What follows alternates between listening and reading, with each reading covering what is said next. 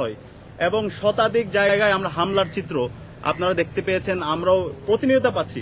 ইতিমধ্যে আমাদের ডাকসুর জিএস যে তালিকা পাঠ করেছেন, আমাদের তালিকাটা অনেক দীর্ঘ, আমরা ডকুমেন্টেশন করছি এবং প্রত্যেকটা ডকুমেন্টস আমাদের কাছে আছে, আমরা আপনাদের কাছে দিয়ে দিব।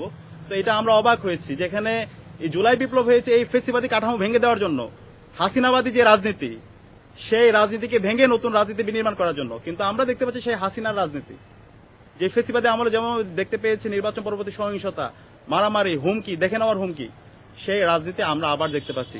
24 ঘন্টায় 3টা লাশ পড়েছে, শতাধিক জায়গায় হামলা হয়েছে।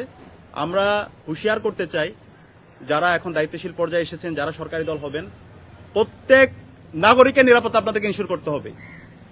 আর যদি একটা লাশ পড়ে এবং এই লাশ যারা ফেলিয়েছে তাদেরকে বিচার আওতায় নিয়ে আসতে হবে। যদি আপনারা ব্যর্থ হন, তাহলে আমরা আবার রাজপথে নামবো, আবার আবু সাইদের উত্তরসূরি রাজপথে নামবে। আমাদের কাছে প্রত্যেক মানুষের নিরাপত্তা গুরুত্বপূর্ণ এবং এই শতাধিক জায়গায় যে হামলা হচ্ছে, যে মাফিয়া তন্ত্র শুরু হয়েছে, যে সন্ত্রাস তৈরি হয়েছে, এখনই বন্ধ করতে হবে। আপনি নির্দেশনা দেন, আপনাদের কর্মী নেতা কর্মী যারা আছে, জনাব তারেক রহমান, তাদেরকে আপনি সুস্পষ্ট নির্দেশনা দেন, এই সন্ত্রাসবাদী রাজনীতি বাংলাদেশে চলবে না, এই হুমকি দেওয়ার রাজনীতি বাংলাদেশে চলবে না। আমি আন্তরিকভাবে ধন্যবাদ জানাই 11 দলীয় জোট এবং 11 দলীয় জোটের বাংলাদেশ জামাত ইসলামীর আমির ডাক্তার শফিকুর রহমানকে। নির্বাচন পরবর্তী চাইলে উনি দেশে অনেক ধরনের অস্থিতিশীল করার কথা বলতে পারতেন এবং ফিল্ড লেভেলে কিন্তু ওই ধরনের চাপ ছিল, কিন্তু তিনি সারা দেশের নেতাকর্মীদেরকে শান্ত থাকার জন্য নির্দেশ দিয়েছেন এবং রায় মেনে নিয়ে যে সমস্ত জায়গায় আপত্তি আছে সেগুলো নিয়মতান্ত্রিকভাবে সেগুলো উত্থাপন করার জন্য তিনি নির্দেশনা দিয়েছেন। তো সরকারি দল যারা হচ্ছে, তাদের তো দায়িত্ব ছিল তাদের নেতাকর্মীদেরকে এই ধরনের সাবধান করা, কিন্তু আমরা দেখতে পেয়েছি তার ব্যর্থ দেখতে পেয়েছি। সারা দেশে স্টিল হামলা চলছে এবং ঢাকা বিশ্ববিদ্যালয়ে আমাদের 4 জন শিক্ষার্থীদের উপর হামলা হয়েছে, তাদের পরিবারের উপর হামলা হয়েছে, হাসপাতালে বেঁধে একজন শিক্ষার্থী এখনো কাতরাচ্ছে, যেটা আমাদের অনেক বেশি এই ঘটনাগুলো দেখে আমরা এবং পুরো জাতি অনেক বেশি হতাশ হচ্ছে।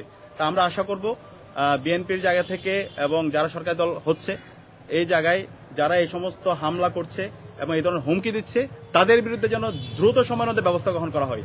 এরাই দেশের স্থিতি অবস্থা চায় না, তারা দেশে গণতন্ত্র চায় না, তারা এখানে বাংলাদেশের মধ্যে সে আবার মাফিয়াতন্ত্র চায়। সুতরাং এই যারা মাফিয়াতন্ত্র চায়, যারা সন্ত্রাসী, তাদের বিরুদ্ধে আমাদের জিরো টলারেন্স নীতি ঘোষণা করতে হবে। আমরা আশা করব জনাব তারেক রহমান সে জায়গায় তিনি তার নেতাকর্মীদেরকে সামলাবেন এবং দেশের একটা সুন্দর গণতান্ত্রিক পরিবেশ নিশ্চিত করার জন্য তিনি কাজ করবেন। একই সাথে আমরা দেখতে পাচ্ছি ক্যাম্পাসগুলোতে বিভিন্ন ধরনের হুমকি আসছে, শিক্ষার্থীদেরকে ভয় ভীতি দেখানো হচ্ছে, দেখে নেওয়ার হুমকি দেওয়া হচ্ছে। আরে ভাই, আমরা সাবধান করছি, এই হুমকির রাজনীতি এখন চলবে না। এই ঢাকা বিশ্ববিদ্যালয় এবং বাংলাদেশের প্রত্যেকটা ক্যাম্পাসের শিক্ষার্থীদের নিরাপত্তা নিশ্চিত করতে হবে। কোনো একজন শিক্ষার্থীর গায়ে যদি একটা টুকা পড়ে, আমরা আমাদের জীবন আমরা আর তাদের সামনে গিয়ে দাঁড়াবো অবস্থায়ীদের মতো। ঢাকা বিশ্ববিদ্যালয় এবং বাংলাদেশের কোনো ক্যাম্পাসে কেউ যদি গণরুম তৈরি করতে চায়, গ্যাস রুম কালচার তৈরি করতে চায়, সে আবার ভাইয়ের পলিটিক্স তৈরি করতে চায়, সে আবার দাসের রাজনীতি করতে চায়, আমরা হইতে দিব না, আমরা বেঁচে থাকতে এটা হইতে দিব না, সেটা চলবে না। সে রাজনীতি গণ হয়ে গেছে। সুতরাং কেউ যদি আবার মনে করেন যে না ক্ষমতা আসছি, আমি ক্ষমতা দেখায় হল দখল করব, আমি ক্ষমতা দেখায় কারোর উপর নির্যাতন করবো, জুলুম করবো, সেগুলো চলবে না।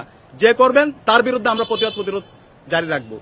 আমরা যদি এরকম দেখতে পাই এবং বিশ্ববিদ্যালয়ের শিক্ষার্থীদেরকে আমরা আশ্বস্ত করছি, আপনারা কাউকে ভয় পাবেন না, সে যে হোক। কেউ যদি হুমকি দেয়, আমরা ইতিমধ্যে ডাকসুর পক্ষ থেকে আমাদের পেজে ঘোষণা দিয়েছি, আইন ও মানবাধিকার সম্পাদক নাম্বার দিয়েছেন, একটা মেল দিয়েছি।